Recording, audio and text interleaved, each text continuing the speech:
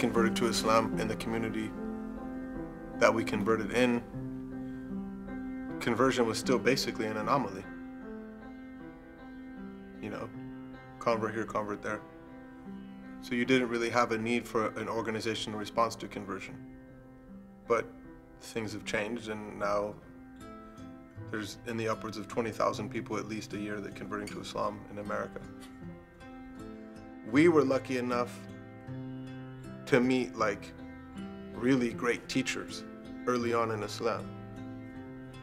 But there wasn't the community, like a broad-based support to whatever we were learning and then attempting to transit into realities in our life and reconcile with everything we had going on. So it was almost kind of like you're learning from these masters, but you're this like very, very beginning student.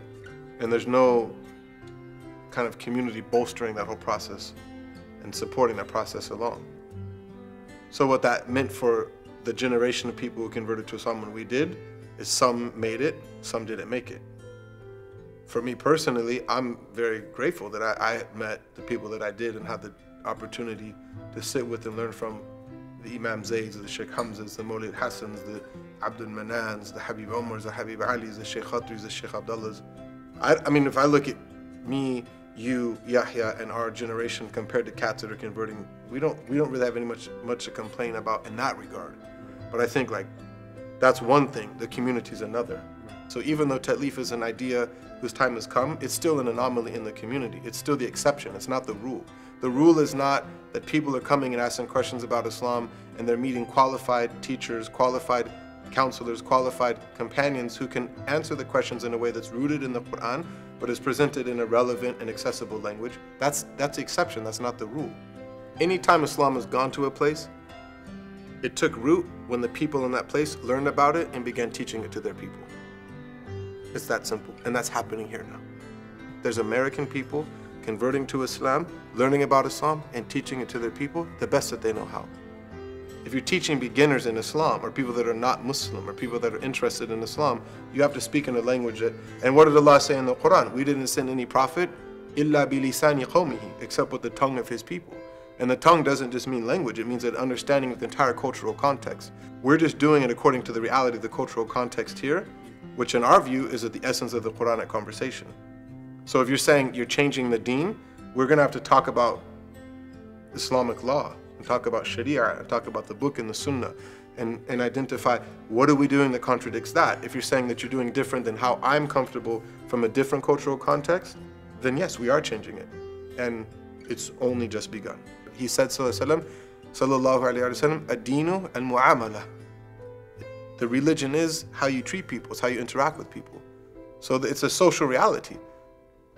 إِنَّمَا بُعِثْتُ لِأُتَمِّمَ مَكَارِمَ الْأَخْلَاقِ. I was only sent to perfect noble character. What's character? It's how you treat other people. If you understand how much of a social reality Islam is, then you understand how much of our practice and how much of our community is going to be a social reality. It's not even a question of culture, it's not a question of social versus religious, it's a question of real versus fake. And the companions are able to have real conversations with the Prophet ﷺ, and we're able to have real conversations with our teachers. So why shouldn't new Muslims have someone that they can have real conversations with? When people get to a place where they feel so spiritual and so religious that somehow their religious experience makes them immune from having to deal with your poor little reality that you're dealing with on the ground. So it's like, I'm sorry that you want to commit suicide. I'm sorry that you're going to get kicked out of your house. I'm sorry that your parents disowned you. But I'm just making a lot of dhikr right now.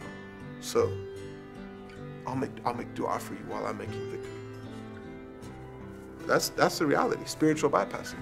Look, to be honest, a lot of times we're talking about cultural sensitivity.